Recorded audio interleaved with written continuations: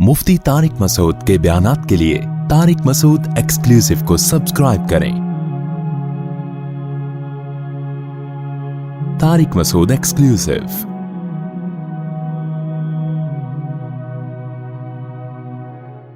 सूरह क़सस अल्लाह ने शुरू की है, नतलू अलैका मिन नबई मूसा व फ़िरऔन बिलहक़्क़ि, हम आपको मूसा और फ़िरऔन का वाक़या सुनाते हैं हक़ के साथ, ठीक तौर पर। कुरान में बहुत ज़्यादा बयान किया है फ़िरऔन और मूसा अलैहिस्सलाम के वाक़े को। ज़ाहिर है अल्लाह जब एक चीज़ को बहुत ज़्यादा बयान कर रहे हैं तो ऐसा लगता है कि अल्लाह भी ये चाहते हैं कि ये लोग बार बार ये वाक़या सुने, क्योंकि इबरत की जितनी बातें हमें इस वाक़ये से पता चलती हैं शायद किसी और वाक़ये में इतने असबाक नहीं हैं। किस किस तरह से अल्लाह मोहलत देता है नाफरमानों को, कैसे अल्लाह खुफिया तदबीरें करता है जालिमों के खिलाफ, जालिमों को खुद भी पता नहीं होता। आज दौर है असबाब का, मादा परस्ती का, हर चीज का साइंटिफिक सबूत चाहिए, कैलकुलेशन, कैलकुलेटर कैलकुलेट करते हैं ना हर चीज को, ये होगा तो फिर कल ये होगा, फिर परसों फिर ये होगा। तो इस वाक़े में हमें पता चलता है कि हम कुछ और चाह रहे होते हैं और अल्लाह कुछ और, तो होता वो है जो अल्लाह चाहता है।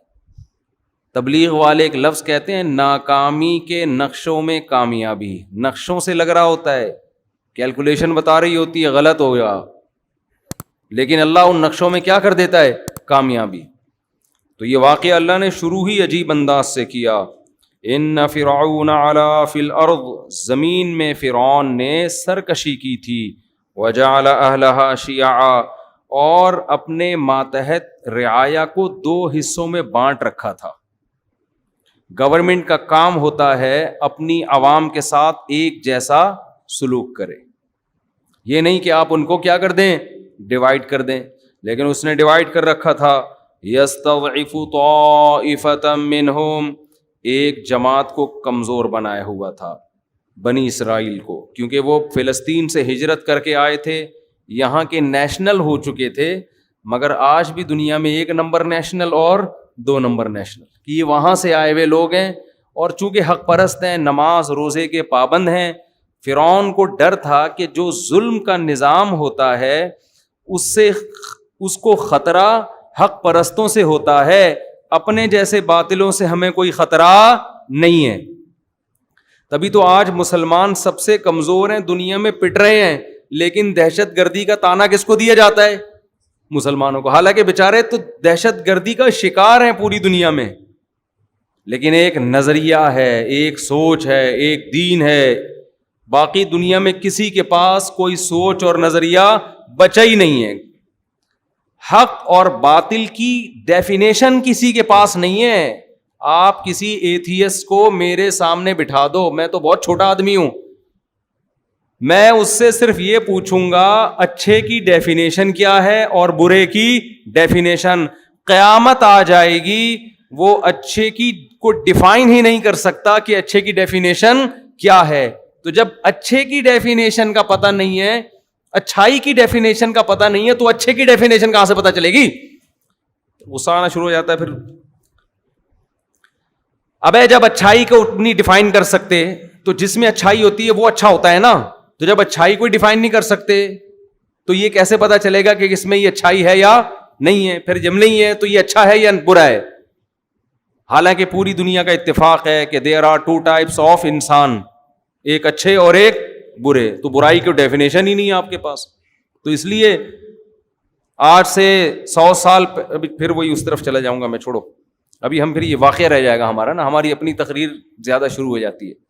तो अल्लाह ताला फरमाते हैं कि फ़िरऔन ने क्या किया था, यस्तज़इफ़ु, दो हिस्सों में डिवाइड कर रखा, ये 2 नंबर और ये 1 नंबर। अपनी कौम के जो लोग थे गैर मुस्लिम, उसको खुदा मानने वाले, उनको बड़े अच्छे अच्छे ओहदे दिए हुए थे। सुप्रीम कोर्ट का जज बनाया हुआ था किसी को चीफ ऑफ आर्मी बनाया हुआ था, किसी को अपना मुशीर ख़ास बनाया हुआ था, और बनी इसराइलियों को लिफ्ट कराने के लिए तैयार نہیں تھا. اتنا ظلم کہ اس کو جب خطرہ ہوا کہ نسل ان کی بہت تیزی سے بڑھ رہی ہے, نسل ان کی, کیونکہ مذہبی لوگوں کی نسل ہمیشہ زیادہ اسپیڈ سے بڑھتی ہے, کیونکہ وہ یہ فیملی پلاننگ کے نظریات سے متاثر نہیں ہوتے. اور اگر کوئی مذہبی آدمی متاثر ہے تو مذہبی ہے نہیں, وہ ایک لبادہ اڑا ہوا ہے اس نے دین کا, اس کے دل میں توکل, اللہ پہ اعتماد اور صحیح حدیث کی ویلیو اس کی نظر میں ہے نہیں. ابھی میں نے کینسر کے اسپیشلسٹ ڈاکٹر ہیں ان کا انٹرویو لیا, انہوں نے بتایا, میرا آن دا ریکارڈ موجود ہے میرے چینل مفتی طارق مسعود اسپیچز پر, کہ جو بریسٹ کینسر ہے نا اس کی ایک بڑی وجہ لڑکیوں کی دیر سے شادی بھی ہے, نسل کو روکنا بھی ہے, سمجھتے ہو, تو یہ بھی ایک بہت بڑی وجہ ہے. تو نیچر سے لڑو گے نا برباد ہو جاؤ گے, فائدہ نہیں ہوگا. خیر, تو فرعون نے کیا کرنا شروع کیا نسل کم کرنے کے لیے نا, کیونکہ اس کو پتا تھا, اتنی سینس فرعون میں بھی تھی کہ جس قوم کا گروتھ ریشو بڑھتا ہے پاورفل وہی ہوتی ہے, وہی پاورفل ہوتی ہے. تو فرعون نے کیا کیا, اب فیملی پلاننگ کے طریقے تو اس زمانے میں ایجاد نہیں ہوئے تھے کہ ان کو تمیز سے فری میں خواتین گھروں میں گردش کرتیں اور ان کو سمجھاتی تمہارے وسیع تر مفاد کے لیے 2 بچے ہی اچھے. ایکچولی ایجوکیشن اور فیس بچوں کی کہاں سے, کنوینس کا خرچہ, پھر ایکچولی دیکھیں عورت کی صحت, یہ ٹوپی ڈرامے فرعون کو نہیں آتی. یہ آج کل کے فرعونوں نے سیکھے ہوئے ہیں یہ, کہ قتل بھی نہ کرو اور کام ایسا کرو کہ کام قتل سے بڑھ کر ہو جائے, بدنامی بھی نہ ہو. تو فرعون تو سیدھا سیدھا اس نے کیا کیا, بھائی پیدا ہونے سے تو روک نہیں سکتے ہم, یہ ٹائم پہ شادیاں بھی کرتے ہیں. ان کے مذہب میں شادیاں بھی زیادہ تھیں, بنی اسرائیل میں 4 سے زیادہ شادیاں الاؤ تھی حضرت موسیٰ کے مذہب میں. تو انہوں نے کہا بھائی یہ تو اب حل یہی ہے کہ جو لڑکے پیدا ہو رہے ہیں ان کو ذبح کر دو, لڑکیوں کو زندہ چھوڑ دو, لڑکوں کو قتل کر دو. کیونکہ نسل جو مضبوط ہوتی ہے وہ کس سے ہوتی ہے, لڑکوں سے. مرد زیادہ ہوں گے تو نسل مضبوط ہوگی. اور کسی نے اس کو بتا بھی, کوئی نجومی وجومی نے ٹوپی ڈرامہ نہیں کیا تھا, خوب سمجھ لو. لوگ کہتے ہیں نجومی نے فرعون کو بتایا تھا تیری نسل میں ایک بچہ پیدا ہوگا جو تیری حکومت کا خاتمہ کرے گا. نجومیوں کو ککھ بھی نہیں پتا ہوتا. کسی نجومی نے بتایا ہوتا نا, فرعون رکھ کے ایک تھپڑ لگاتا, اس کو بولتا اپنا کام کر جا کے. اتنی سینس فرعون میں بھی تھی کہ ان نجومیوں کو, جن کے پاس پہننے کی چپل نہیں اور کپڑے نہیں ہوتے, وہ تمہیں کیا بتائیں گے کل کا. تو یا تو فرعون کو خواب آیا تھا یا اس کو ویسے ہی خطرہ تھا کہ مجھے خطرہ کس قوم سے ہے. عین ممکن ہے اس سے اندازہ لگایا ہو کہ ہمیشہ لیڈر اس قوم میں پیدا ہوئے ہیں. یوسف علیہ السلام مصر میں کہاں تھے, بنی اسرائیل میں سے تھے نا, تو لیڈر ہمیشہ اس قوم میں. تو مجھے خطرہ اسی قوم میں کوئی لیڈر پیدا نہ ہو جائے, کیونکہ بعض قومیں اچھی ہوتی ہیں لیڈر سے محروم. لیڈر اگر قوم کے پاس نہیں ہے تو کتنی اچھی قوم ہو, بھیڑ بکریوں کی طرح اس کی حیثیت ہوتی ہے جیسی ہم لوگوں کی حیثیت ہے. سمجھتے ہو, لیڈر خاندانی مل جائے تو قوم بھی خاندانی بن جاتی ہے پھر. لیکن خاندانی لیڈر کی سلیکشن کے لیے پہلے سے تھوڑا بہت خاندانی ہونا ضروری ہے. اب دیکھیں کیا ہوتا ہے, اللہ خیر کرے. تو ہمارے ایک استاذ تھے, وہ اپنا واقعہ سناتے تھے کہ ایک شاگرد اپنے استاذ کے پاس آیا, کہنے لگا اگر آپ میرے استاذ نہ ہوتے نا میں آپ کو اتنی گالیاں دیتا, لیکن آپ چونکہ میرے استاذ ہیں اس لیے میں احترام کر رہا ہوں. تو انہوں نے کہا تو نے میرا بیڑا تو غرق کر ہی دیا ہے. تو زیادہ میں ڈیٹیل میں نہیں جانا چاہتا. اچھا خیر, تو بھائی اللہ تعالیٰ قرآن میں فرماتے ہیں کہ اچھا فرعون کو یہ خطرہ ہوا کہ میری قوم میں ایسا کوئی, بنی اسرائیل میں ایسا, یا تو خواب آیا یا اس کو یہ خطرہ ہوا کہ بھائی یہاں کوئی ایسا لیڈر پیدا ہو سکتا ہے. درباریوں نے بھی اس کو مشورہ دیا ہوگا نا, وہ جو چمچے ہوتے ہیں. تو فرعون نے کیا کیا, اتنا ظالم, جہاں خبر ملتی کہ ان کے ہاں بیٹا پیدا ہوا ہے اس کو ذبح کر دیتا. ذبح کر, کتنا چیخیں چیختی ہوں گی مائیں. قرآن کہہ رہا ہے ان فرعون علا فی الارض وجعل اہلہا شیعا یستضعف طائفۃ منہم یذبح ابناءہم ویستحیی نساءہم انہ کان من المفسدین. واقعی بڑا فسادی تھا وہ. ونرید, الفاظ دیکھو قرآن کے, ہم نے ارادہ کیا ان نمن علی الذین استضعفوا فی الارض, زمین میں جو سب سے کمزور ترین قوم ہے ہم اس پر احسان کریں, ہم اس پر احسان کریں. وَنَجْعَلَهُمْ أَئِمَّةً, اے اللہ کیا احسان کرے گا اس قوم پہ, ظلم سے بچا لے گا, یہ یہاں سے بھاگنے میں کامیاب ہو جائیں گے, یا فرعون کے دل میں کچھ رحم آئے گا, یہی ہو جائے گا نا. نا نا نا نا, اللہ کہتے ہیں ہم نے سوچا کہ ہم کایا پلٹ دیں. نجعلہم ائمۃ, زمین کا امام ان کو بنا دیں ہم. حکومت کس کو دے دیں؟ ان کے ہاتھ میں حکومت آ جائے, اور زمین صرف حکومت نہیں, زمین کی باغ ڈور, مضبوط خلافت, مضبوط حکومت اس کمزور ترین قوم کے پاس آ جائے. وَنُمَكِّنَ لَهُمْ فِي الْأَرْضِ, اور زمین میں ہم ان کو مضبوط ٹھکانہ دے دیں. الیکشن والی حکومت نہیں کہ 5 سال میں پھر ڈر لگا رہے کہ دوبارہ فرعون اگلے الیکشن میں جیت جائے. وَنُمَكِّن, تمکین کہتے ہیں مضبوط ٹھکانہ, ایسی پاورفل حکومت کے اپوزیشن کا کوئی خطرہ ہو ہی نہیں. وَنُمَكِّنَ لَهُمْ فِي الْأَرْضِ وَنُرِيَ فِرْعَوْنَ وَهَامَانَ وَجُنُودَهُمَا, اور ہم نے ارادہ کیا کہ ہم فرعون اور حامان جو اس کا سب سے بڑا چمچا وزیر تھا, وہ اور ان کا جو لشکر تھا, ان کی جو فوج تھی جو ظالم تھی, ہم ان کو دکھا دیں ما کانوا یحذرون, جس چیز سے وہ ڈر رہے تھے کہ ایسا نہ ہو جائے. تو ہم نے کہا ہم ایسا کر کے دکھائیں گے. کیسے اللہ نے انتظام کیا؟ وَأَوْحَيْنَا إِلَىٰ أُمِّ مُوسَىٰ, حضرت موسیٰ کی ماں کو جب حمل ہوا اور بچے کی ولادت کا وقت آیا, کتنی مبارک ماں ہیں, قرآن ان کا قرآن میں کیسے ذکر کرتا ہے. موسیٰ کی وجہ سے ان کی ماں کی بھی عظمت بڑھ گئی. عورت کی عزت میں اس کی اولاد, اس کے شوہر, اس کے باپ کا بہت بڑا دخل ہے. اور آج میرا جسم میری ورزی والوں نے عورت کو مرد سے کیا کر دیا ہے, رشتے سے آزاد. کوئی رشتہ ہی نہیں رہا اس کا مرد کا, بس آزاد زندگی گزارو. وَأَوْحَيْنَا إِلَىٰ أُمِّ مُوسَىٰ, ہم نے موسیٰ کی ماں کو وحی کی, ان ارضعیہ, کہ اسے دودھ پلاتی رہے. حضرت موسیٰ کی ماں پیغمبر نہیں تھیں, ولی اللہ تھیں. اس سے پتہ چلتا ہے کہ پیغمبر کے علاوہ بھی کسی پر الہام ہو سکتا ہے, لیکن وہ الہام شرعی حجت نہیں ہوتا, اس سے کوئی مسئلہ ثابت نہیں ہو سکتا. فَإِذَا خِفْتِ عَلَيْهِ, اے موسیٰ کی ماں, جب تجھے موسیٰ پر خطرہ ہو کہ فرعونی آئیں گے اور اس کو ذبح کر دیں گے, فَأَلْقِيهِ فِي الْيَمِّ, تو اس کو دریا کی موجوں کے حوالے کر دینا. وَلَا تَخَافِي وَلَا تَحْزَنِي, خوف نہ کرنا, غم نہ کرنا. اِنَّا رَادُّوهُ إِلَيْكِ, یہ جو قرآن کے الفاظ ہیں نا, یہ اردو میں ترجمہ ہو ہی نہیں سکتا ان کا. یہ جو بلاغت ہے نا قرآن کی, یہ بیان نہیں کی جا سکتی. اِنَّا رَادُّوهُ إِلَيْكِ, ہم اسے تیری طرف لوٹا کر چھوڑیں گے. ڈالے گی کہاں؟ دریا میں, لیکن ہم اسے تیری طرف لوٹا کر چھوڑیں گے. وَجَاعِلُوهُ مِنَ الْمُرْسَلِينَ, اور صرف ایسا نہیں ہے کہ اس کو زندہ بچا کے تیری گود میں پہنچائیں گے, بلکہ ہم اسے پیغمبروں کی جماعت میں شامل کریں گے.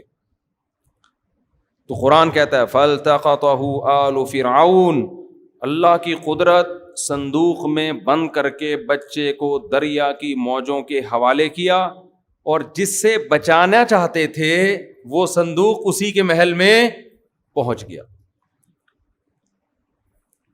وقالت امرأۃ فرعون, جب وہ صندوق کھولا گیا, لایا گیا فرعون کے محل میں کہ بھئی ایک صندوق سے بچہ ملا ہے, نے بھی دیکھا, اس کی بیوی نے بھی دیکھا, دربانیوں نے بھی دیکھا. اب ان کو نہیں پتا تھا, اگر پہلے پتا چل جاتا بنی اسرائیل کا ہے تو مار دیتے, شہید کر دیتے. قالت امرأۃ فرعون, فرعون کی بیوی نے کہا قرۃ عین لی ولک, یہ میری اور تیری آنکھوں کی ٹھنڈک ہے. لا تقتلوہ, اسے قتل مت کرو. عسیٰ ان ینفعنا, ہو سکتا ہے ہمارے کام آ جائیے. او نتخذہ ولدا, یا ہم اس کو بیٹا بنا لیں. کہا جاتا ہے فرعون کی اولاد نہیں تھی, واللہ عالم, ہم اس کو بیٹا بھی بنا سکتے ہیں. ادھر موسیٰ علیہ السلام کی ماں کو جب پتا چلا کہ نکلا کہاں ہے یہ بچہ, فرعون کے محل میں, تو قرآن کہتا ہے اصبح فؤاد امی موسیٰ فارغا, موسیٰ کی ماں کا دل صبر سے خالی. مسئلہ یہ تھا اگر وہ جا کے بتا دیتی میرا بیٹا ہے تو لازمی قتل ہونا تھا, وہ سمجھ جاتے تو بنی اسرائیل کی ہیں, لیکن ماں نہیں کیسے بتائے, ان کو تو ویسے ہی کہ بھی میرے دشمن کی گود میں کیوں پل رہی ہے. تو قرآن کہتا ہے ان کادت لتبدی بہ، قریب تھا کہ موسیٰ کی ماں جا کے بتا دیتی میرا بیٹا ہے میرے حوالے کرو. مائیں عورتیں جذبات میں ایسا کام کر لیتی ہیں نا جس سے ان کو فائدے کے بجائے نقصان. جیسے آج کل عدالتی کھلے لے لے کے نا گھر بیٹھ جاتی ہیں, بعد میں جب پتہ چلتا ہے نا وہ پرانا والا گیا اور نیا والا مارکیٹ میں کوئی اویلیبل مناسب ریٹ پہ نہیں ہے, پھر پرانے والے سے رابطہ کر رہی ہوتی ہیں, اور اس کے دل میں اتنی نفرت بیٹھ چکی ہوتی ہے, اتنی بیٹھ چکی ہوتی ہے, وہ اگر رکھتا بھی ہے تو وہ عزت نہیں دیتا کہ ایک دفعہ بھاگ چکی ہے گھر سے. یہ مسلم لیگ میں سابق دور حکومت میں کسی خاتون نے آواز اٹھائی تھی اس خلا کے کیس کے خلاف کہ اس سے عورتیں برباد ہو رہی ہیں, مردوں کے بجائے عورتوں کو نقصان زیادہ ہو رہا ہے, کیونکہ عورت کی طبیعت میں جلد بازی میں شوہر نے کہیں غصے میں تھپڑ لگا دیا, فوراً جا کے خلا کی ڈگری لے لی, پھر بعد میں خیال آیا یہ ہوا کیا میرے ساتھ. عورت کی طبیعت میں جلد بازی ہے, وہ جلدی میں ایسے فیصلے کر لیتی ہے جس سے بعد میں وہ پچھتاتی ہے. بہت عورتیں اپنا نقصان کر چکی ہیں یہ عدالتی خلوں سے, لیکن مسلم لیگ کی خاتون نے آواز اٹھائی تھی 8-10 سال پرانی بات, اس آواز کو دبا دیا گیا. تو ایسا ہوتا ہے مارکیٹ میں, اچھی باتوں کو ہماری اسمبلیوں میں الحمدللہ کبھی بھی, اور اس سے بڑے بیوقوف ہم لوگ ہیں, ابھی پھر مجھے غصہ دلاؤ گے تم لوگ. اچھا خیر, تو بھائی قرآن کیا کہتا ہے, قریب تھا کہ وہ بتا دیتی کہ میرا بیٹا ہے, لیکن قرآن کہتا ہے لولا ربطنا علی قلبہا, ہم نے ان کے دل کو مضبوطی سے باندھ دیا. کچھ آپ اللہ کے لیے کرو, کچھ اللہ بھی آپ کو صبر کی توفیق دیتا ہے. اللہ کہتے ہیں ہم نے مضبوطی سے ان کے دل کو کیا کر دیا, گویا رسی سے باندھ دیا کہ بے قابو نہ ہونا. قرآن کہتا ہے وقالت لاختہ, جب حضرت موسیٰ کی ماں نے بچے کو صندوق میں ڈالا تو حضرت موسیٰ کی بہن سے کہا قصیہ, اس صندوق کے پیچھے پیچھے چل. اللہ کے کہنے پہ میں ڈال تو رہی ہوں لیکن پتہ نہیں بچہ جائے کہاں, پیچھے پیچھے چل. فبصرت بہ عن جنب وہم لا یشعرون, موسیٰ کی بہن چپکے اس صندوقچے کو دیکھتی رہیں, فرعونیوں کو پتا نہیں چلا. اس لیے کہ اگر فرعونیوں کو پتا چل جاتا نا کہ یہ بچی دیکھ رہی ہے تو وہ کہتے بھئی اس کا کیا لگتا ہے جو اتنے دور سے اس کے ساتھ چل کے آ رہی ہے, تو وہ سمجھ جاتے یہ اس کی رشتہ دار ہے, بہن ہے, اور بچہ پتا چل جاتا کہ کس کا بیٹا ہے یہ. تو قرآن کہہ رہا ہے لاشعوری طور پر نا اس نے بس یہ دیکھ رہی ہے جا کہاں رہا ہے. وحرمنا علیہ المراضع من قبل, بچے کو سب سے پہلے دودھ چاہیے ہوتا ہے. تو فرعون کی بیوی نے جب مشورہ دیا نا اس کو قتل نہیں کرو, فرعون نے کہا بالکل آپ کا مشورہ سر اور آنکھوں. سمجھتے ہو, سمجھ تو گئے ہوگے آپ لوگ. اب کیا ہوا کہ جی وحرمنا علیہ المراضع من قبل, ہر دودھ پلانے والی کے دودھ کو اللہ نے موسیٰ پر حرام کر دیا. حرام کا مطلب موسیٰ کسی کی چھاتی کو منہ لگانے کے لیے تیار نہیں. فقالت, اب ظاہر ہے بچہ تو مر جائے گا. حضرت موسیٰ ظاہر ہے پیغمبر تھے, اتنے حسین تھے کہ قرآن میں سورہ طٰہٰ میں آتا ہے القیت علیک محبۃ منی, ایسا پیار تھا نا ان کے چہرے پر کہ سب کے دلوں میں اللہ نے ان کی محبت ڈال دی, فرعونیوں کے دل میں محبت ڈال دی. بچے پر پیار اتنا آ رہا تھا سب کو, اتنے خوبصورت, اتنے حسین. تو اب وہ سب چاہ رہے تھے کہ اس بچے کی جان محفوظ ہو جائے. اب پریشان ہے بھائی, بچہ کسی کا دودھ نہیں پیتا. شکر ہے اس وقت تک پاؤڈر کا دودھ ایجاد نہیں ہوا تھا. آج ہم کہتے ہیں کوئی بڑا لیڈر چاہیے تو پاؤڈر کا دودھ پی کے بڑے بڑے لیڈر پیدا نہیں ہوتے. پاؤڈر سے اچھا ہے بھینس کا پلا دو اپنے بچوں کو, شاید کچھ بن جائے. خیر, میں کمپنی کا نام لینے لگا تھا لیکن پھر میں نے کہا کمپنی والے کیس کر دیں گے میرے خلاف. وحرمنا علیہ المراضع من قبل فقالت هل ادلکم, اب وہ بہن موسیٰ علیہ السلام کی چلی گئی دربار میں, کہنے لگی بھائی وہ ایک خاتون ہے, میرا خیال ہے کہ میں بھی جب یہ وہ گود میں لیں گی تو اس خاتون کے بارے میں رپورٹ یہ ہے کہ ہر بچہ ان کا دودھ پی لیتا ہے, ایسے کچھ گول مول کر کے نا, تاکہ یہ پتہ نہ چل جائے کہ وہ ان کی ماں ہے اور میں ان کی بہن ہوں. اس بچی کا بھی کیسا کانفیڈنس تھا, کتنے احتیاط سے اس نے جا کے فرعونیوں کو ایسا بتایا کہ پتہ نہ چلے کہ میرا اس سے کوئی ریلیشن ہے. قرآن کہتا ہے علی اہل بیت یکفلونہ لکم, میں تمہیں ایسے گھر کا پتہ بتاؤں جو اس کی کفالت کر لیں گے بچے کی اچھے سے. وہ ایک خاتون ہے, وہ بچوں کو اچھا سا پال بھی لیتی ہیں اور امید ہے یہ بچہ ان کا دودھ پی بھی لے گا. قرآن کہتا ہے وہ لوگ خیر خواہی چاہ رہے تھے حضرت موسیٰ کی, بچے کی جان بچانا چاہتے تھے. فرددناہ الی امہ, ہم نے اس طرح موسیٰ کو ان کی ماں کی گود میں پہنچا دیا. پہلے زمانے میں دستور تھا، مالدار گھرانوں کی عورتیں بچے پیدا کر کے دائیوں کے حوالے کر دیتی تھی کہ بس پیار کروانے کے لیے دن میں 3-4 دفعہ زیارت کروا دیا کرو، باقی ساری ٹینشن کس نے اٹھانی ہے؟ تم نے، اور جب تھوڑا سا انگلی پکڑ کے چلنے کے قابل ہو جائے تو پھر ہمارے حوالے کر دینا۔ تو میں مالدار عورتوں سے کہتا ہوں جو بڑی ڈیسنٹ قسم کی لائف گزارنا چاہتی ہیں، بچے پیمپر ویمپر ان ٹینشنوں، اور اس کی وجہ سے وہ نسل روک لیتی ہیں، تو روکنے سے بہتر ہے پیدا کر کے دائیوں کے حوالے کر دو۔ میاں سے بولو جہاں اتنا خرچہ کر رہے ہو وہاں ایک دائی رکھ لو، وہ پال پوس کے تھوڑا جب چلنے پھرنے کے قابل ہو جائے گا تو تمہارے حوالے کر دے گی، اس میں کوئی حرج نہیں ہے۔ نہ پیدا کرنے سے بہتر ہے کسی سے پلوا لو۔ ہمارے نبی صلی اللہ علیہ وسلم کی کو بھی تو حضرت دائی حلیمہ کے حوالے کیا گیا نا، تو کوئی بات نہیں، آپ کسی اور سے پلوا لیں جہاں اتنا خرچہ ہو رہا ہے، لیکن روکنے سے بہتر ہے کہ کسی سے پلوا لیں ہم۔ خیر، تو قرآن کہتا ہے فرددناہ الی امہ کی تقر عینھا، ہم نے موسیٰ کو ان کی ماں کی گود میں پہنچا دیا تاکہ ان کی آنکھیں ٹھنڈی ہو جائیں، ولا تحزن، اور وہ غم نہ کرے، ولتعلم، اور موسیٰ کی ماں کو یقین آ جائے، ان وعد اللہ حق، کہ اللہ جو وعدہ کرتا ہے سچا کرتا ہے۔ اللہ نے کہا تھا اس کو صندوق کے حوالے کر دے، میں اسے تیری گود میں پہنچاؤں گا۔ قرآن کہتا ہے وَلَمَّا بَلَغَ أَشُدَّهُ، موسیٰ علیہ السلام فرعون کے محل میں بھرپور جوانی کو پہنچ گئے، وَاسْتَوَىٰ، اور تمام اعضاء درست اور سیدھے ہو گئے۔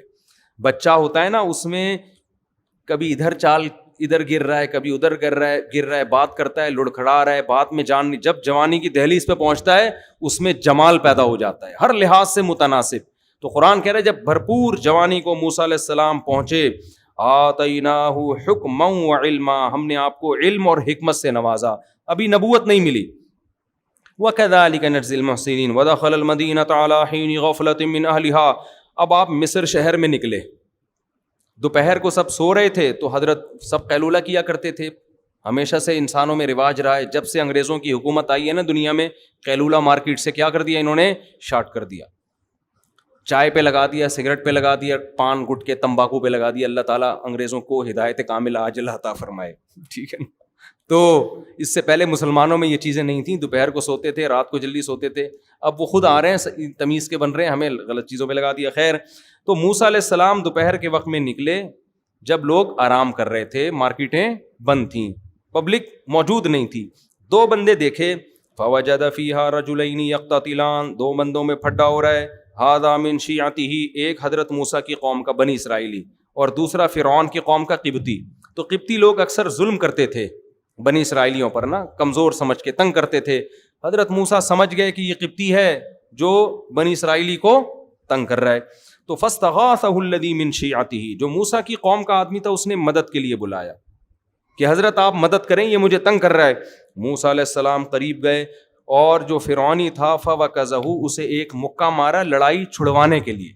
میں اکثر یہاں پر یہ بتاتا ہوں کہ جب دو آدمی لڑ رہے ہوں، نہیں چھوڑ رہے ہوں نا لڑائی تمیز سے، دونوں کو آپ بھی مارنا شروع کر دو، حقیقت ہے، پھر چھوڑیں گے، ایک مکہ اس کے لگاؤ اور ایک مکہ اس کے لگاؤ۔ تو ایسے کنی کترا کے نکل نہ جایا کرو، لڑائی ہو رہی ہوتی ہے اور لوگ کہتے ہیں ان کا آپس کا مسئلہ ہے، بھائی منہ ٹوٹ جائے گا، ٹانگ وانگ ٹوٹ جائے گی۔ ابھی ہم نے کچھ دن پہلے دیکھا ایک بائک سے ٹکرائی ہے، دونوں لڑ رہے تھے، اس نے اٹھا کے زمین پہ مارا ہے اس کو۔ میں کہیں واکنگ کے لیے جا رہا تھا، ہم لوگ گئے، ہم نے، بعض لوگوں نے کہا چھوڑو چھوڑو، میں نے کہا نہیں چھوڑو یار، یہ مار دے گا اس کو، تو لڑ رہے ہیں، کوئی چھڑوانے والا ہونا چاہیے۔ خیر اللہ کا شکر ہے چھوڑ دیا انہوں نے ایک دوسرے کو۔ ایک آدمی حاوی آ گیا تو سڑک پہ گھسیٹ رہا ہے، مارے چلے جا رہا ہے۔ خیر، تو موسیٰ علیہ السلام نے مکہ رکھ کے لگایا کس کے؟ قبطی کے، لڑائی چھڑوانے کی نیت سے۔ فقضى علیہ، اور اس کا انا للہ ہو، کیونکہ جوان تھے، طاقتور تھے، پیغمبر کمزور نہیں ہوتے، تو ایک ہی مکے سے اس کا کام تمام ہو گیا۔ اب تھا بھی فرعونی، یہ بڑا مسئلہ تھا، لیکن کسی کو پتہ نہیں چلا، کیونکہ قرآن کہہ رہا ہے غفلت کا وقت تھا اور سب آرام کر رہے تھے، کسی کو نہیں پتہ چلا۔ یہ بنی اسرائیلی تھا، اپنی قوم کا آدمی تھا، اس سے خطرہ تھا نہیں کہ یہ راز فاش کر دے گا جا کے۔ تو قال ھذا من عمل الشیطان، حضرت موسیٰ نے کہے تو شیطان کا عمل ہو گیا، شیطان تو بڑا گمراہ ہے۔ پھر اللہ سے دعا مانگی، اللہ میرے اس غلطی کو معاف کر دے، میں نے جان کر قتل نہیں کیا۔ فغفر لہ، اللہ نے معاف کر دیا۔ پھر موسیٰ علیہ السلام نے کہا اللہ تو نے مجھ پر انعام کیا، میں آئندہ کبھی کسی ظالم کا مددگار نہیں بنوں گا. اگلے دن موسیٰ علیہ السلام شہر میں نکلے ہیں, مصر شہر میں, خوف زدہ ہو کے کہ چونکہ لاش جب ملے گی تو فرعون انکوائری کرے گا ہماری قوم کا بندہ مارا کس نے. جب پتہ چلے گا میں نے تو پھر وہ مجھے زندہ نہیں چھوڑے گا, کیونکہ فرعون کو جب بعد میں پتہ چل گیا بنی اسرائیل کے ہیں تو ویسے ہی وہ حسد کرتا تھا اور نقصان پہنچانے کی کوشش کرتا تھا. لیکن کیا ہے کہ آرام سے جا رہے تھے, پتہ ہی نہیں چلا کسی کو کس نے مارا ہے. فَإِذَا الَّذِي اسْتَنصَرَهُ بِالْأَمْسِ يَسْتَصْرِخُهُ, اچانک نظر پڑی کہ جو آپ کی قوم کا آدمی جس کا کل کسی قبطی سے پھڈا ہو رہا تھا آج کسی دوسرے بندے سے پھڈا ہو رہا ہے, اور موسیٰ علیہ السلام کو مدد کے لیے پکار رہا ہے, آ جائیں بھائی. ٹھیک ہے نا. حضرت موسیٰ علیہ السلام نے ارادہ کیا میں اس کی مدد تو کرتا ہوں لیکن اس کو تھوڑی تنبیہ تو کروں نا کہ تو روزانہ ہی پھڈے کر رہا ہوتا ہے. تو حضرت موسیٰ نے کہا انک لغوی مبین, تو کھلی غلطی پر ہے, کل بھی جھگڑ رہا تھا آج بھی جھگڑ رہا ہے. جب اس کو ڈانٹا ہے پھر قرآن کہہ رہا ہے اب موسیٰ مدد کے لیے اسی کی مدد کے لیے گئے ہیں, کیونکہ قبطی طاقتور تھا, ایسے موقع پہ کمزور کی مدد کی جاتی ہے نا. لیکن اپنی قوم کا آدمی یہ سمجھا کہ مجھے ڈانٹا ہے تو شاید اب یہ مجھے مارنے آ رہے ہیں, وہ ڈانٹ سے یہ غلط سمجھ بیٹھا. سمجھ رہے ہیں بھائی, مدد تو حضرت موسیٰ نے اسی کی کرنی تھی لیکن اس کو پہلے ڈانٹ لگا دی کہ تو نالائق, تو روزانہ لڑتا ہے. اب قرآن کہہ رہا ہے ارادہ کیا حضرت موسیٰ نے کہ فرعونی قبطی کو پکڑیں, جا کے گریبان سے پکڑیں, اس کو ہٹائیں. اتنی اسپیڈ سے آگے گئے ہیں کہ یہ سمجھا کہ اس دفعہ چانٹا کس کے پڑے گا, میرے پڑے گا. تو یہ نالائق جو ہے اس نے راز فاش کر دیا موسیٰ علیہ السلام کا. اس کو چاہیے تھا نا تھوڑا کنٹرول کرتا یار, بھاگ جاتا وہاں سے. قتل کا پتہ چل تمہاری مدد میں بندہ مارا ہے تو تم چپ تو رہو کم از کم. کتنا نالائق تھا نا بنی اسرائیلی. تو اس نے کیا کہا, یا موسیٰ ترید ان تقتلنی, اے موسیٰ آپ مجھے قتل کرنا چاہتے ہو, کما قتلت نفسا بالامس, جیسے کل آپ نے بندہ مارا ہے. کل ایک بندہ آپ نے مار دیا, مجھے لگتا ہے آج آپ مجھے مارنا چاہتے ہو. وما ان ترید الا ان تکون جبارا فی الارض, آپ زمین میں اپنا روب دبدبا قائم کرنا چاہتے ہو. وما ترید ان تکون من المصلحین, اصلاح نہیں چاہتے. آپ کو میں مدد کے لیے بلا رہا ہوں تو چھڑوا کے چلے جاؤ, آپ بندے ہی مارنا آپ نے شروع کر دیے, تو آپ کی نیت اصلاح کی نہیں ہے. اب بات ایک دم لیک آؤٹ ہو گئی نا جب شور مچایا اس نے. اس کو پتا چل گیا اچھا بھائی کل بندہ انہوں نے مارا تھا. فرعون تک بات پہنچی, فرعون کے درباریوں میں مشورہ ہوا کہ بہترین موقع ہے موسیٰ کو قتل کرنے کا, کیونکہ تو ویسے ہی پریشان تھے نا کہ یہ بات میں ثابت ہو گیا تھا بنی اسرائیل کے. اب بہترین موقع ہے, ہر جگہ اچھے لوگ بھی ہوتے ہیں. فرعون ہی کے دربار میں ایک شخص تھا جس کی ہمدردیاں کس کے ساتھ تھیں, موسیٰ علیہ السلام. جیسے فرعون کی بیوی کی ہمدردیاں کس کے ساتھ تھیں, حضرت موسیٰ. وہ دیکھ رہی تھی نا کہ کتنا صالح نوجوان ہے یہ. جو نیک اور پرہیزگار لوگ ہوتے ہیں وہ لوگوں کے دلوں میں گھر بنا لیتے ہیں. تو فرعون ہی کے محل میں حضرت موسیٰ کے بہت سے حامی پیدا ہو گئے تھے. تو اس نے آ کے مخبری کی موسیٰ علیہ السلام سے, فرمایا ان الملأ یأتمرون بک, اے موسیٰ بڑے دربار میں تیرے بارے میں مشورے ہو رہے ہیں کہ تجھے قتل کر دیں. فاخرج, مصر سے تو نکل جا, انی لک من الناصحین, میں تیرا خیر خواہ ہوں, آپ نکل جاؤ ورنہ یہ آپ کو زندہ نہیں چھوڑیں گے. اب موسیٰ علیہ السلام نے یہ نہیں کہا موت زندگی کس کے ہاتھ میں ہے. جو ہمارے دیندار لوگ نا اکثر فضول قسم کی بے موقع تقدیر کا حوالہ دینا شروع کر دیتے. زندگی موت کس کے ہاتھ میں ہے, اللہ کے ہاتھ. کس کے ہاتھ میں ہے, اللہ.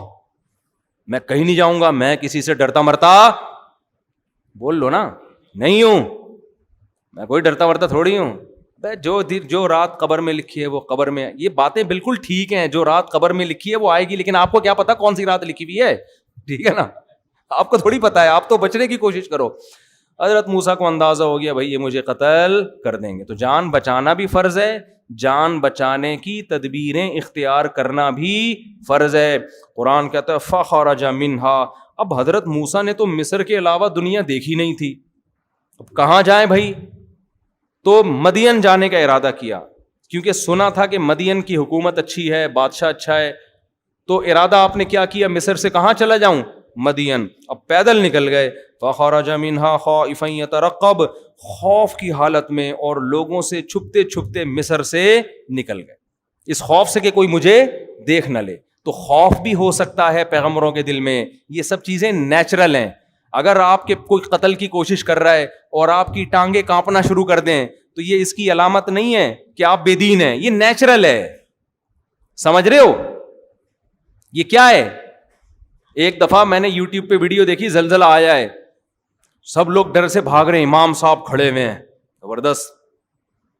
پتہ نہیں اندر سے کانپیں کتنی ٹانگ رہی ہوں گی ان کی, واللہ عالم. کسی نے کہا دیکھو امام صاحب کا ایمان دیکھو. میں نے کہا ایمان نہیں ہے, پاگل آدمی ہے, اللہ معاف فرمائے, اسے کہنا نہیں چاہیے امام کو. چھت وت گرے گی, زمین میں پھٹ پھٹا جائے گی. تو جب زمین ہلے, تراویح ہو رہی ہو, تہجد ہو رہی ہو, فوراً کیا کرو, بولو بھاگ جاؤ. تو یہ کوئی ایمان کی علامت نہیں ہے. زندگی بچاؤ. حدیث میں آتا ہے نماز کے دوران سانپ نکل آئے نا, سانپ کو مار دو جا کے. یہ نہیں کہ خشوع و خضوع سے میں چونکہ نماز پڑھ رہا ہوں, میں اللہ کے دربار میں ہوں, میں سانپ سے نہیں ڈرتا. تو نماز پڑھ رہا ہے, یہ تجھے پتا ہے, اللہ کو پتا ہے, سانپ کو نہیں پتا, یہ وہ اپنا کام کرے گا. تو اس لیے قرآن کہتا ہے کہ موسیٰ علیہ السلام خوف زدہ بھی تھے کہ کہیں کوئی دیکھ نہ لے. یترقب, دیکھتے بھی پھر رہے تھے, چھپتے بھی پھر رہے تھے, اور اسی حال میں آپ نے مصر کو چھوڑ دیا. قال ربی نجینی, اور اللہ سے دعا مانگی, اے اللہ ان ظالموں سے مجھے نجات دے دے. ظالم کیوں؟ اس لیے کہ قتل خطا میں قتل کی سزا نہیں ہے.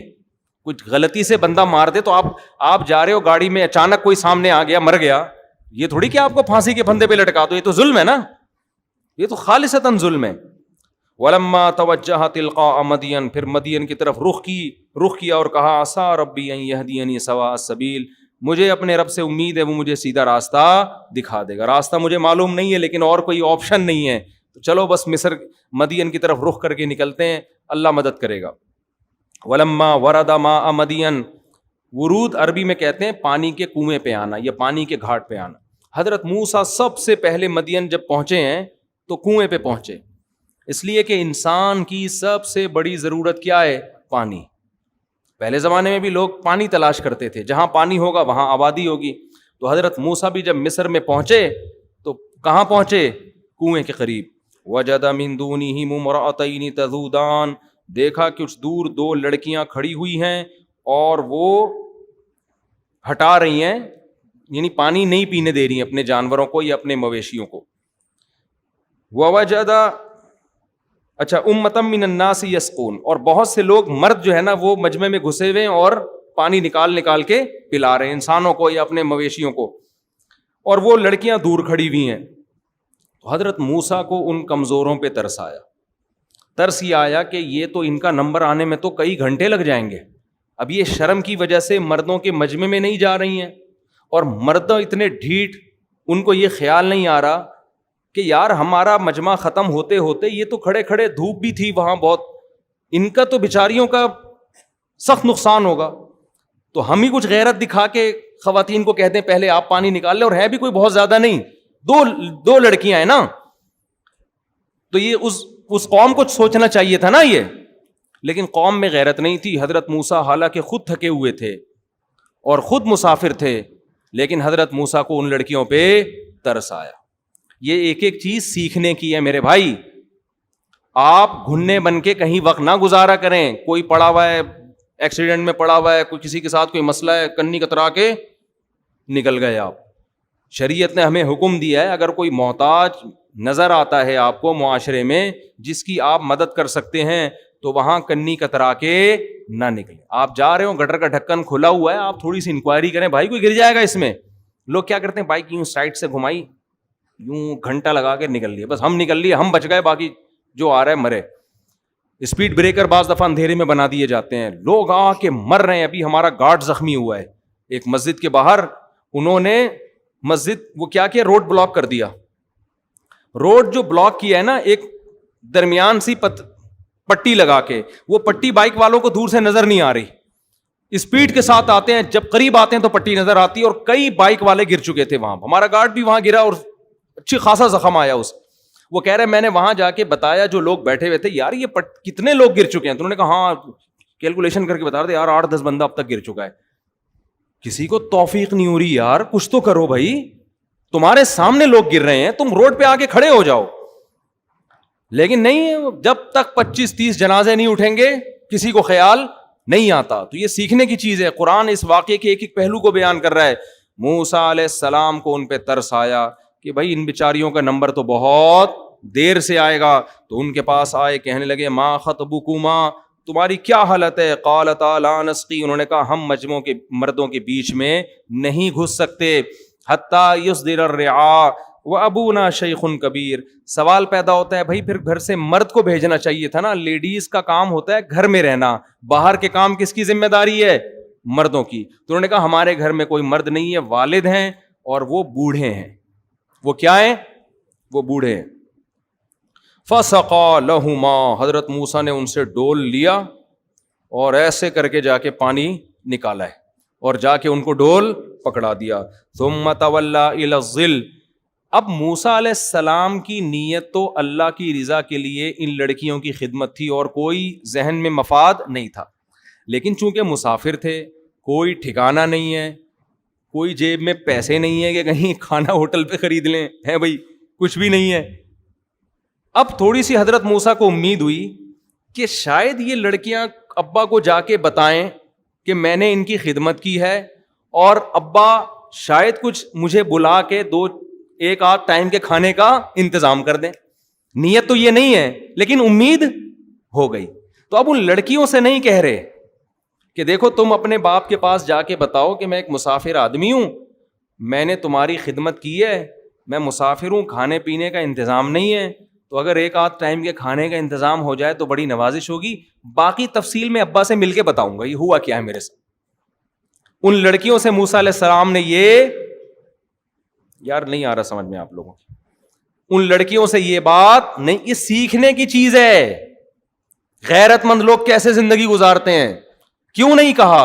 اس لیے کہ ان لڑکیوں کے دل میں خیال آ جائے گا اچھا یہ جو ڈول وول سے پانی پلایا ہے تو اس میں ان کا مفاد تھا. آج بسوں میں نہیں کھڑے ہوتے, پہلے نماز روزے کی ترغیب دے کے اپنا چورن بیچ رہا ہوتا ہے. پھر میں ایک دفعہ پنڈی جا رہا تھا بس میں, اس نے بتایا نماز پڑھیں ٹائم پہ, پابندی پہ, جتنے مسافر ہیں میں نے کہا ماشاء اللہ یار کتنا نیک آدمی, ہم مسافروں کو پہلے سے نماز کی ترغیب دے رہا ہے.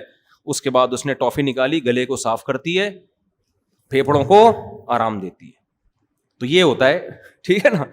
تو انہوں نے نہیں کہا اس لیے کہ ان کے دل میں خیال آ جائے گا کہ بھائی یہ لیبل خدمت کا اور اصل میں ان کا مقصد کچھ اور. تو ان سے نہیں کہا لیکن اللہ سے کہا, اس لیے کہ ہم اللہ کے بہرحال محتاج ہیں, اللہ سے ہم نے استغنا نہیں کرنا. اللہ سے کہنے لگے, چھاؤں میں آ کے کھڑے ہوئے درخت کے نیچے اور پھر دعا مانگنے لگے, ربی انی لما انزلت الی من خیر فقیر, اے اللہ اگر تو نے میرے لیے کسی خیر کا ارادہ کر لیا ہے نا, یہ جا کے ابا کو بتائیں گی, ابا شاید مجھے کچھ پیسے ویسے دے دیں اس خدمت کے, تو اگر ایسا ہے تو میں اس کا محتاج ہوں, ایسا ہو جائے, ٹھیک ہے, ایسا کیا ہو جائے, ہو جائے. تو ہمیں یہ بھی سکھایا جا رہا ہے لوگوں کی جیبوں پہ نظر نہ رکھو مگر اللہ سے مستغنی مت. اللہ سے یہی دعا مانگا کرو, اللہ جو تو خیر چاہتا ہے نا میرے لیے, بے شک اس ذریعے سے چاہتا ہے تو اسی ذریعے سے دے دے, مجھے قبول ہے, مجھے کیا ہے, قبول ہے. اللہ نے دعا سن لی. قالت احداہما فجاءت احداہما تمشی علی استحیاء. ادھر حضرت موسیٰ دعا مانگ رہے ہیں, اللہ کوئی خیر کا اگر تیرا ارادہ ہے تو کر دے, میں محتاج ہوں, بھوک بھی لگ رہی ہے, کوئی ٹھکانہ بھی نہیں ہے, کچھ کر دے کوئی انتظام. اللہ نے دعا قبول کی. دونوں میں سے ایک حیا کے ساتھ چلتی ہوئی آئی, دونوں میں سے ایک حیا کے ساتھ چلتی ہوئی آئی اور کہنے لگی ان ابی یدعوکا, میرے والد نے آپ کو بلایا ہے, لیجزیک اجر ما سقیت لنا, آپ نے جو ہماری خدمت کی ہے ہمارے ابا آپ کو اس کے بدلے میں اجرت دینا چاہتے ہیں. خاندانی لوگ تھے یا نہیں تھے؟ آئے ہائے کیسے, دیکھو ایک ایک چیز سیکھنے کی ہے. کوئی آپ کی فری میں خدمت کر رہا ہو اس کی زیادہ خدمت کرو آپ. جب وہ اتنا بڑا دل کر رہا ہے تو آپ اس سے بڑا دل کر کے دکھاؤ. ہمارے ہاں جو فری میں کر رہا ہے اس کو نچوڑتے رہتے ہیں کہ تو فری پھوکٹ کا ملا ہوا ہے نا, اس کو تو جوس بنا کے اس کا پی لو. اور جو جتنا تیز ہوگا نا, ڈیڑھ ہوشیار, باس کو نچوڑنے کی کوشش کرے گا, اس کو کھلاتے رہیں گے.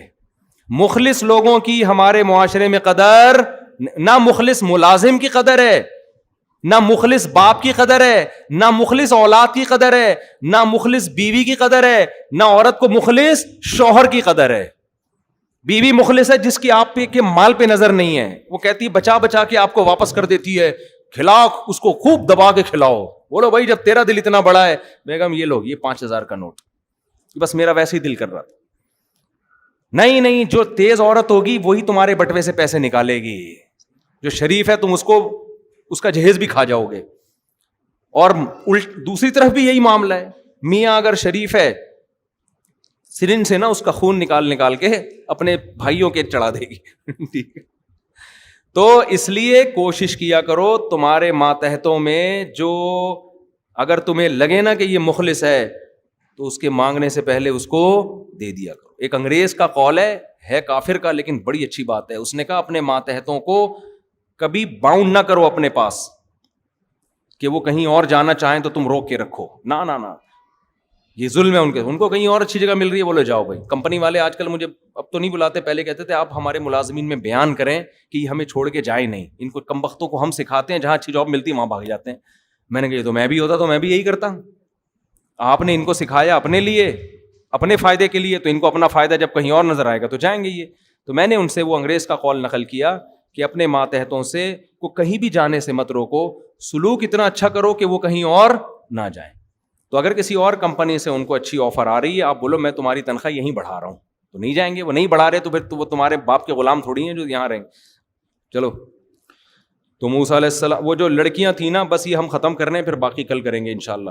تو وہ جو لڑکیاں تھیں ان کے والد بھی خاندانی, وہ یہ کر سکتے تھے کہ چلو کسی نے فری میں پلا دیا بس ٹھیک ہے جاؤ بھائی چھوڑو بس, اللہ اس کو جزائے خیر دے. لیکن ان کے باپ نے قدر کی کہ ایک طرف اتنے نالائق لوگ کہ بیٹیوں کو ایسا نہیں کر رہے کہ لیڈیز فرسٹ, بھئی آپ پہلے آ جائیں. ایسے نالائقوں میں اگر ایک ایسا ہے جو فری میں اتنی خدمت کر رہا ہے, ترس آ رہا ہے, تو ہمیں بھی دل بڑا کرنا چاہیے, اس کو اس کی اجرت ہم دیں گے. تو دونوں میں سے ایک آئی حیا کے ساتھ. حیا کے ساتھ بھی اللہ نے ذکر کیا اس لیے کہ اللہ کو عورت میں حیا کا عنصر پسند ہے. اس لیے میں کہتا ہوں اللہ کا واسطہ, خواتین جس طرح سے بائکوں پہ بیٹھتی ہیں نا دونوں پاؤں ایک طرف کر کے, اس میں حیا زیادہ ہے. اس کلچر کو تبدیل کرنے کی کوشش مت کرو. حیا ایسی چیز نہیں ہے جو ہم لغت سے نکال کے دکھائیں کہ کس طرح حیا ہے. حیا دیکھنے سے پتہ چل جاتی ہے, دیکھنے سے پتہ چل جاتی. ہاں اس میں یہ خطرہ ہوتا ہے کہ پاؤں کپڑا نہ الجھ جائے, اس کا کوئی متبادل تلاش کرو. کیونکہ بعض خواتین اس طرح بیٹھتی ہیں کہ بائک کے اس میں نا چین میں برقع پھنستا ہے, چادر پھنستی ہے, تو چین کور ہونا چاہیے. چین کور ہو تو پھر نہیں پھنستا. تو سمٹ کے بیٹھے ہیں تاکہ کپڑا پہیے میں پھنسنے کا خطرہ نہ ہو. باقی اس پہ بخاری مسلم کی حدیثیں پیش کرنا کہ اونٹ میں خواتین ایسے بیٹھتی تھیں, یہ پاگلوں والی حرکتیں ہیں. یہ اونٹ میں تو اس طرح بیٹھ ہی نہیں سکتی, اور بائک کو آپ اونٹ پہ قیاس نہ کرو. یہی وجہ ہے کہ آج آپ کوئی بھی علماء صلحاء دیکھیں گے, حتیٰ کہ جو یہ دلائل دے رہے ہیں نا کہ اس طرح بیٹھنا چاہیے, ایک پاؤں ادھر ایک پاؤں ادھر کر کے, وہ بھی اپنی بیوی اور بہنوں کو اس طرح نہیں بٹھاتے بائک پر. ان کو پتہ ہے کہ اچھا نہیں لگے گا یہ عمل دیکھنے میں. تو اس لیے حیا کو جتنا پروموٹ کر سکتے ہو میرے بھائی کرو. اور حیا کے کوئی لگے بندے اصول نہیں ہوتے. عرف بہت ساری چیزوں میں عرف فیصلہ کرتا ہے کہ حیا کس میں زیادہ ہے. ہاں کوئی خاتون خود بائک چلا رہی ہوں تو چلانے میں وہ اس طرح کر کے بیٹھ نہیں سکتی, وہ ایک مجبوری ہے. نہیں یاری بات میرا خیال ہے. بعض لوگ یہ بھی طنز کرتے ہیں اس طرح بیٹھ کے چلائے گی کیسے, تو میں چلانے کی بات تھوڑی کر رہا ہوں. چلانا پڑے گا وہ تو ظاہر ہے, ایک پاؤں ادھر ہوگا ایک پاؤں ادھر ہوگا. میں پیچھے بیٹھنے میں کہہ رہا ہوں کہ پیچھے بیٹھیں تو دونوں پاؤں ایک طرف کر کے بیٹھیں. جہاں مجبوری میں چلانا ہو تو پھر چلانے میں تو ظاہر ہے ایک پاؤں ادھر ہوگا اور دوسرا پاؤں ادھر ہوگا. اس میں یوں بیٹھ کے کون پاگل مشورہ دے گا. تو کیڑے نکالنے والوں کو, ایپ تلاش کرنے والوں میں سینس نہیں ہوتی, وہ پھینکتے رہتے ہیں بیٹھ کے, اوٹ پٹانگ باتیں کرتے رہتے ہیں. خیر ہم اپنی بات کی طرف آتے ہیں. قرآن کہہ رہے فجاءته احداهما تمشي على استحياء, دونوں میں سے ایک آئی حیا کے ساتھ چلتے ہو. حیا کے ساتھ چلنا کسے کہتے ہیں؟ ایک تو راستے کے کنارے پہ چلیں, روڈ کے بیچ میں نہ چلیں. خواتین کو چاہیے کیسے چلیں؟ راستے کے کنارے پہ, پراپر پردہ ہونا چاہیے. تو وہ جب آئی اور کہنے لگی میرے ابا نے آپ کو بلایا ہے. کیوں بلایا ہے؟ آپ کو میرے ابا اجرت دینا چاہتے ہیں. حضرت موسیٰ علیہ السلام چلے گئے, وہ تو پہلے ہی امید لگا کے بیٹھے ہوئے تھے. انہوں نے کہا اللہ نے میری دعا قبول کر لی. اس سے صاف پتہ چل رہا ہے استغنا کی بھی ایک لمٹ ہے. بھیکاری پن بھی مت بنو اور اتنا استغنا بھی نہ کرو کہ اللہ کچھ دینا چاہتے اور آپ کو نہیں جی مجھے اللہ کھلائے گا. تو قرآن کہتا ہے قالت احداہما، ہاں موسیٰ علیہ السلام آئے تو ابا نے جب موسیٰ علیہ السلام سے بات چیت کی تو پھر پوری تفصیل پوچھی، آپ ہو کہاں سے، آپ ہو کہاں سے. حضرت موسیٰ نے اپنا پورا واقعہ بیان کر دیا. بھائی میں ایسے فرعون کے محل میں پڑا ہوں، بڑا ظالم ہے، ہماری قوم کے ہزاروں بچوں کو قتل کر دیا اور مجھے بھی تنگ کرتا تھا، ایک قبطی کا مجھ سے قتل ہو گیا. پوری صاف بات کی موسیٰ علیہ السلام نے، کوئی اس میں جھوٹ نہیں، جو تھا ویسے کا ویسا بیان کر دیا. تو یہاں بھی 2 نمبری ہوتی ہے. ایک اجنبی آدمی جس کو پتا ہے مجھے اس کنٹری میں کوئی رشتہ ملے گا نہیں، اس کا جب کسی گھر میں جانا ہو اور 2 لڑکیوں کی خدمت بھی کر چکا ہو تو اس کو داماد بننے کی بھی ایک لالچ پیدا ہو سکتی ہے نا. تو یہاں وہ حقیقت نہیں بیان کرے گا بلکہ جھوٹ موٹ کے کاروبار اور بزنس پیش کرنا شروع کر دے. ایکچولی میرا مصر میں بڑا بزنس ہے اور میں بزنس کے سلسلے میں یہاں آیا. یہ بھی گڑبڑ ہوتی ہے. حضرت موسیٰ نے کچھ نہیں، کیونکہ کوئی لالچ نہیں بھائی کسی سے. اس لیے میں کہتا ہوں رشتے لینے جایا کرو، جو ہو وہ بیان کر دیا کرو، ہونا ہوگا ہو جائے گا. جھوٹ بول کے اچھی جگہ شادی سے بہتر ہے کسی خراب جگہ شادی کر لے سچ بول کے، وہ پھر بھی پائیدار ہوگا معاملہ. دھوکہ نہیں دے انسان کسی کو. موسیٰ علیہ السلام نے اپنی پوری کہانی سنائی، بھائی میرے ساتھ یہ ہوا. تو وہ کہنے لگے لا تخف نجوت من القوم الظالمین، اب خوف نہ کرو، اللہ نے تمہیں ظالموں سے نجات دے دی ہے. قالت احداہما یا ابت استاجرہ، دونوں بیٹیوں میں سے ایک نے مشورہ دیا کہ ابا ہمارے گھر میں کوئی بھائی نہیں ہے، ہماری بکریاں چرانے کے لیے ہمیں ایک اچھا ملازم چاہیے، ایسا ملازم جو ایماندار بھی ہو اور طاقتور بھی ہو. ایماندار اس لیے گھر میں لڑکیاں ہیں، آپ بعض دفعہ مزدوروں کو لے کر آتے ہیں، وہ گھر کی عورتوں کو جھانکنا تاکنا شروع کر دیتے. میں نے دفعہ ایک مزدور کا انتظام کیا، مجھے کسی نے کہا اس کو نہیں رکھو. میں نے کہا کیوں؟ کہہ رہے اس کی عادت ہے کمبخت کی، جس گھر میں مزدوری کرتا ہے ان کی عورتوں کو جھانکتا ہے جا کے. مشہور ہے ماشاء اللہ، اللہ نے اتنا نوازا ہے کہ اس فیلڈ میں کیا ہو گیا ہے، مشہور ہو گیا. اس کا کام ہی یہی ہے کمبخت کا. پنکھا ٹھیک کرنے میں یا پلستر کرنے میں اتنا ٹائم نہیں لگاتا جتنا جھانکنے تاکنے میں لگاتا. ابھی ایک مزدور پٹا ہے، چھت پہ چڑھا ہوا جھانک رہا تھا کسی کے گھر میں، اوپر شٹرنگ کا کام کر رہا ہے اور جہاں کسی کے گھر وہ لڑکوں والوں نے دیکھ لیا، اس کو بلا کے طبیعت سے کوٹ پیٹ کے اس کے اگلے پچھلے سارے گناہ معاف کر دے. لیکن یہ ایسے ٹھرکی ہوتے ہیں کہ یہ پٹ پٹ کے دوبارہ وہی کام کر رہے ہوتے ہیں. تو گھر میں آپ جب کسی بندے کو رکھتے ہو سب سے پہلے اس میں امانت دار ہو، کسی کی بہو بیٹی کے ساتھ خیانت نہ کرے. نمبر 2، اس لحاظ سے بھی امانت دار ہو کہ ڈیوٹی پابندی سے کرے، ورنہ خیانت کرنا شروع کر دے. آپ حضرت موسیٰ نے بکریاں چرائیں، میرا تجربہ ہے آپ اپنی بکری خود پالتے ہو، اتنی اسپیڈ سے بڑھ رہی ہوتی ہے، چرواہے کو دے دو، بڑھنے کے بجائے چھوٹی ہونا شروع ہو جائے گی روز بروز. اس کی اپنی بکریاں بڑھ رہی ہوں گی، آپ کی کیا ہونا شروع ہو جائیں گی. میں نے بکری کا بچہ دیا، وہ اتنے کا اتنا ہی ذبح کیا، پھر ہم نے 1 سال کے بعد بڑھا ہی نہیں. کھلاتے ہیں نہیں، چلا کے اپنے جانور کو بڑے ٹائٹ طریقے سے پال رہے ہوتے ہیں. تو بچیوں نے کہا کہ سب سے بہتر ملازم جو گھر میں ملازمت کے لیے وہ ہے نمبر 1 ایماندار ہو، نمبر 2 طاقتور ہو. خالی نیک ہونا بھی کافی بولو نا نہیں ہے، کیونکہ آپ بعض دفعہ ایسا آدمی ملازم رکھ لیتے ہو کہ اس کی تنخواہ اتنی نہیں ہوتی جتنا اس کو کھلانے پلانے گلوکوز کی بوتلیں چڑھانے پر خرچ ہوتا ہے. آپ یہ بھی میرے پاس ایسے کیسز بھی آ چکے ہیں. تو صحت مند ہونا چاہیے. تو یہ صحت مند بھی ہے. صحت کا اندازہ اور ایمانداری کا اندازہ ان بچیوں نے اتنی دیر میں کیسے لگا لیا؟ سوال پیدا ہوتا ہے نا بھائی. ان کی تو 2 ملاقاتیں ہوئی ہیں اور ایک دم انہوں نے فیصلہ کر لیا کہ ایماندار بھی ہیں اور طاقتور بھی. علماء کہتے ہیں طاقت کا اندازہ لگایا ڈول نکالنے سے. وہ جو لوگ تھے نا وہ ایسے یوں کر کے نا کھینچ رہے تھے، گھنٹہ لگ جاتا تھا ان کو. ہمارے حضرت تو پوری نقل کر کے بتاتے تھے نا، ای کی چی چی کی آوازیں آ رہی ہوتی تھی. ڈول بھی بڑے بڑے ہوتے تھے پہلے. حضرت موسیٰ گئے ہیں اور ایسے کر کے ڈول نکالا. ان بچیوں کو اندازہ ہو گیا کہ یہ نوجوان کمزور نہیں ہے. اور امانت کا اندازہ ایسے ہوا کہ اس پورے پروسیس میں انہوں نے دیکھا کہ ان کی نگاہیں مسلسل زمین پر جھکی ہوئی تھی. ایک دفعہ بھی انہوں نے لڑکیوں کی طرف نگاہ اٹھا کے نہیں دیکھا. میں نے ایسے لوگ بھی دیکھے، آپ مستورات کے ساتھ جا رہے ہو نا کار میں، پیچھے ٹیکسی والا کیا کرتا ہے، وہ جو گلاس ہوتا ہے نا پیچھے دیکھنے کا، وہ آپ کی بیوی پہ سیٹ کر دیتا ہے. یہ گرلز اسکول جو ہوتے ہیں نا، گرلز ان میں جو وین پہ نہیں آ رہے ہوتے، وین میں لے جانے کے لیے جو ڈرائیور ہوتے ہیں ان میں بہت ہوتا ہی ہے. ایسے شادیاں ہوئی ہیں, ہمارے ایک جاننے والے تھے, وہ اب تو پرانا ہو گیا, ان کو نہیں پتا چل, تو بچے بھی ان کے بڑے ہو گئے, بچپن کا واقعہ ہے. وہ لڑکیوں کے اسکول میں نا لڑکیوں کو لے کے جاتا تھا وہ لڑکا, تو وہاں اس نے ایک لڑکی پہ سیٹ کیا ہوا تھا وہ گلاس, وہ نہیں جو پیچھے دیکھنے کی, آنکھ مٹکا ہوا ہے, اور بالآخر الحمدللہ دونوں کی شادی ہوئی. چلو اچھا ہوا شادی ہو گئی, بچے بھی ہو گئے ماشاء اللہ, ہنسی خوشی زندگی گزر رہی ہے ان کی. تو اس طرح بھی ہوتا ہے بھائی, ٹھیک ہے شادی ہونا تو ٹھیک ہے, لیکن ابا نے اس لیے تھوڑی بٹھائی ہے بچی کے آپ گلاسز سے اس کو جھانکو, آپ ویسے ہی پیغام بھیج دیتے.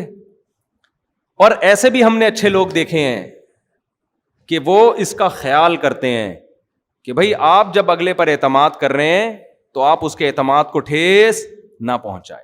ایسے بھی لوگ میں نے دیکھے ہیں, آپ اپنی وائف کے ساتھ بیٹھے ہو, وہ فوراً گلاس کو وہ ایسی جگہ فٹ کر دیتے ہیں کہ کسی عورت پہ نظر نہ پڑے ان کی. تو یہ عورتوں کو بہت جلدی پتہ چل جاتا ہے کہ کس کی آنکھوں میں مکاری ہے اور کس کی آنکھوں میں حیا ہے. یہ مردوں کو پتہ نہیں چلتا, یہ عورتوں کو 2 منٹ میں پتہ چل جاتا ہے. تو ان لڑکیوں نے حضرت موسیٰ علیہ السلام کی آنکھوں سے اندازہ لگا لیا کہ یہ اجنبی ہو کے کسی کے ساتھ خیانت نہیں کر رہے. نظر مستقل کہاں ہے؟ نیچے. اور بعض علماء نے یہ بھی لکھا ہے کہ حضرت موسیٰ نے جب ان لڑکی نے کہا نا کہ آپ میرے والد کے پاس چلیں, تو حضرت موسیٰ نے کہا کہ میں آگے چلتا ہوں, آپ پیچھے. ممکن ہے یہ ایسا ہو, واللہ عالم.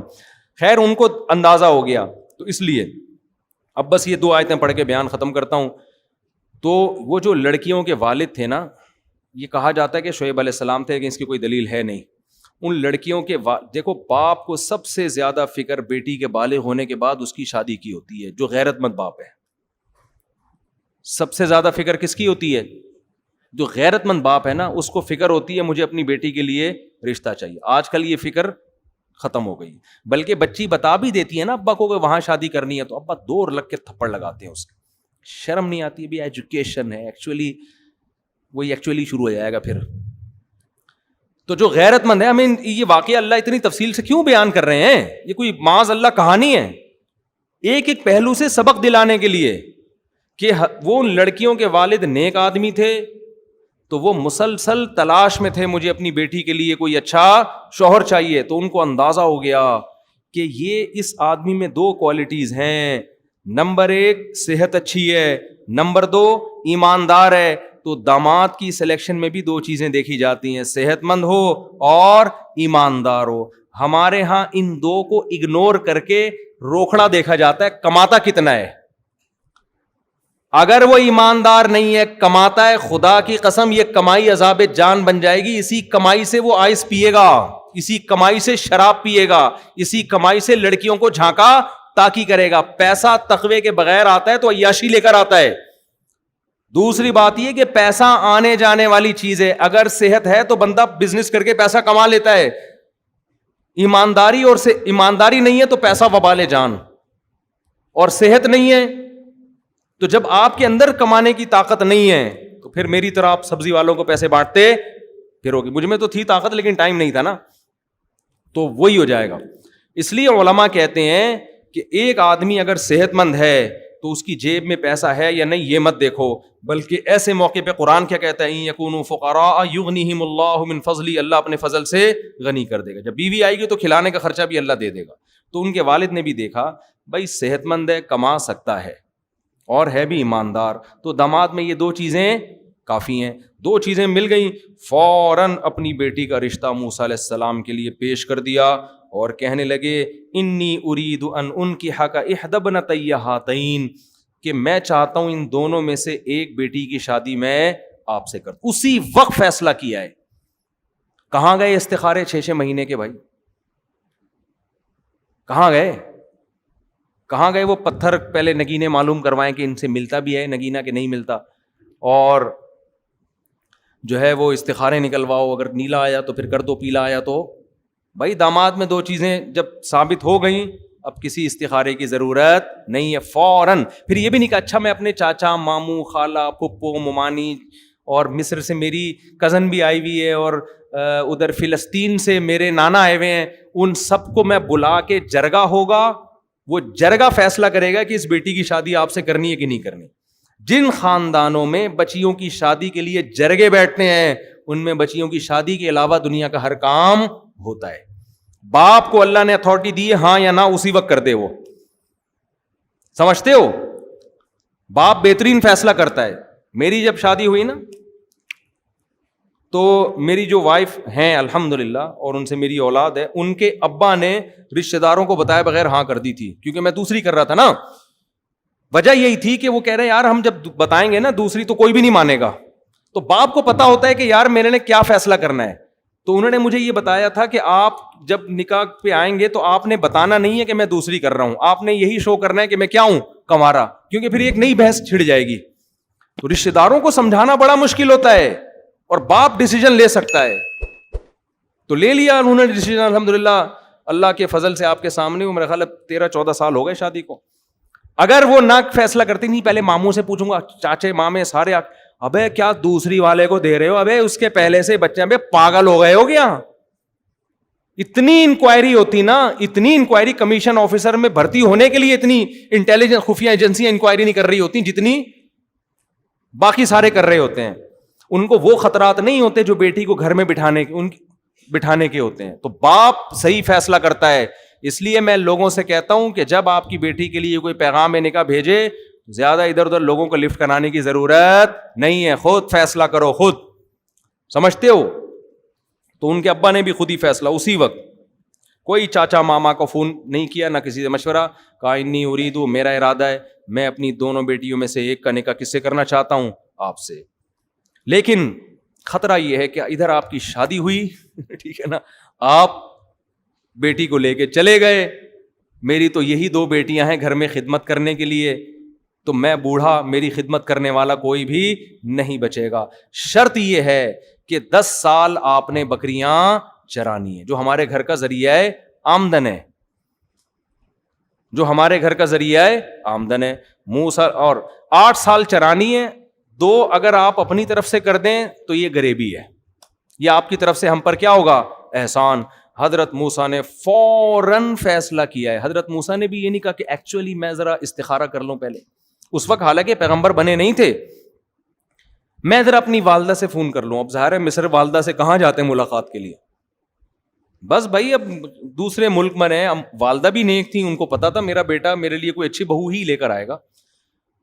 کچھ بھی نہیں, پہلے میں اسٹیبل ہو جاؤں. ایکچولی اصل میں یہ جو 10 سال میں بکریاں چراؤں گا, یہ پہلے میں کمیٹی ڈالوں گا, پھر میری کمیٹی 6 سال کے بعد نکلے گی, پھر جب کمیٹی نکلے گی اس سے میں گولڈ خریدوں گا, پھر میں ڈیفینس میں گھر خریدوں گا, پھر اس کے بعد یہ ہوگا, پھر یہ ہوگا. جیسے کہ آج کل نوجوان کر رہے ہیں, ساری چیزیں ہو جاتی ہیں, جب بادام آتے ہیں تو کھانے کے لیے دانت منہ میں نہیں بچتے. میں نے دیکھا الحمدللہ بہت سے لوگوں نے اسٹیبل ہو کے شادی کی ہے, اسٹیبل ہو گئے, اور وہی میرا والا حال ہوا کہ جب پیسہ تھا تجربہ نہیں تھا, اور جب بزنس کا تجربہ آیا پیسہ شارٹ ہو گیا. تو بھائی ایک عمر ہے, کم عمری میں شادی کرو, جوانی میں شادی کرو, اس میں شادی کی لذت ہے, اس میں میاں بیوی میں عشق جیسی محبت ہوتی ہے. یہ جو بڈھے ہو کے, میں تو نکاح پڑھا رہا ہوں نا, اللہ کی پناہ, مجھے عجیب سا لگ رہا ہوتا ہے دولہا کو دیکھ کے. اس وقت تو میں کچھ نہیں کہتا, اس کو بہت مبارکباد دیتا ہوں, لیکن سمجھ میں نہیں آ رہا تو اس کی مبارکباد دوں یا تعزیت کروں, اس کی عیادت کروں. تو اس لیے بھائی ایک جگہ تو میں شادی میں گیا, میں سمجھا یہ دولہا کے نانا ہے, پتہ چلا وہی دولہا تھے. بڑے میں نے کہا چلو اب کیا غنیمت ہے, اب بھی کر رہے ہیں, وہ دولہا تھے حضرت جی. تو اگر زندہ ہیں تو اللہ ان کو نیک صالح اولاد عطا فرمائے. ایک 80 سال کا بوڑھا آدمی مری میں, ہمارے ایک جاننے والے عالم ہیں, اس نے کینیڈا میں کوئی لڑکی پھنسا لی, انگریز لڑکی نا, پاکستانی بڑے ہوشیار ہوتے ہیں, تو لڑکی پھنسا کے اس کو بلا لیا کہ شادی کروں گا تم سے. وہ بھی آ گئی, پتہ نہیں اس کے دل میں کیا ہوگا. اب یہ 80 سال کے بزرگ امام صاحب کے پاس صبح پہنچے. وہ امام صاحب مجھے واقعہ بتا رہے تھے نا, یہ اپنی مسجد کے امام کا بتا رہے یا اپنا ہی بتا رہے, واللہ عالم.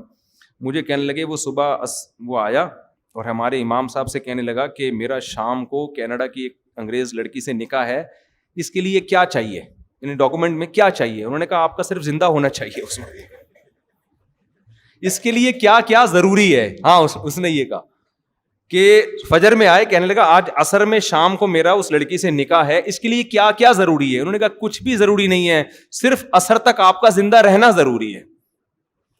سمجھ رہے ہو؟ تو اس لیے ہر چیز کا ایک ٹائم ہوتا ہے. تو موسیٰ علیہ السلام نے بھی یہ نہیں کہا میں استخارہ نکالوں گا, پازیٹیو آیا پھر میں پہلے میں کچھ ایکچولی پیسے جمع کر لوں, کمیٹی ڈال لوں, یہ نا نا نا نا نا. جس خدا نے آج تک کھلایا ہے, جب بیوی آئے گی تو اس کے کھلانے کا انتظام وہ کر دے گا. حضرت موسیٰ نے فوراً ہاتھ بڑھایا اور فرمایا ذالک بینی و بینک, یہ میرے اور آپ کے درمیان ایگریمنٹ ہے. حضرت موسیٰ نے یہ بھی نہیں کہا میں یہاں شادیاں کرنے نہیں آیا ہیں, میرے پر تو ابھی تو میرا ایک بڑا ویژن ہے, میں اپنی قوم کے نجات کے لیے محنت کروں گا, اسٹرگل کی شادیوں وادیوں میں کیوں مجھے الجھا رہے ہو, ابھی تو میں اپنی قوم کا نجات دہندہ بنوں گا, میں واپس جاؤں گا اور میں ایک اسٹرگل کروں گا, محنت کروں گا, پھر مصر میں انقلاب آئے گا, پھر جب مصر کی حکومت کا خاتمہ ہوگا پھر میں انشاءاللہ آپ سے رابطہ کروں گا, آپ اپنا فون نمبر دے دیجیے مجھے, کانٹیکٹ نمبر دے دیں. نا نا نا بھائی یہ سارے کام ساتھ ساتھ ہوں گے, پڑھائی بھی ساتھ ساتھ, آپ میڈیکل کالج میں پڑھ رہے ہیں وہ بھی ساتھ ساتھ, شادی بھی, بچے بھی. کوئی کام شادی کی وجہ سے نہیں رکے گا اور کسی کام کی وجہ سے شادی نہیں رکے گی. ایک وجہ سے رکے گی, کوئی لفٹ کرانے کے لیے تیار ہی نہ ہو, کوئی لڑکی نہ دے رہا ہو تو پھر ایک مجبوری ہے, پھر میرا دماغ آ کے مت کھایا کرو. تو قرآن کہتا ہے کہ موسیٰ علیہ السلام نے فوراً کہا ذالک بینی و بینک, یہ میرے اور آپ کے درمیان ایگریمنٹ ہے. ایم الاجلین قضیت, دونوں 8 سال یا 10 سال میں سے کوئی بھی مدت میں نے پوری کر دی, فلا عدوان علی, تو پھر مجھ پر کوئی حرج نہیں ہے, یعنی پھر میں اپنے اس ایگریمنٹ سے کیا ہو جاؤں گا, بری. واللہ علی ما نقول وکیل, اور ہم جو معاہدہ کر رہے ہیں اس پر کون گواہ ہے, اللہ گواہ ہے.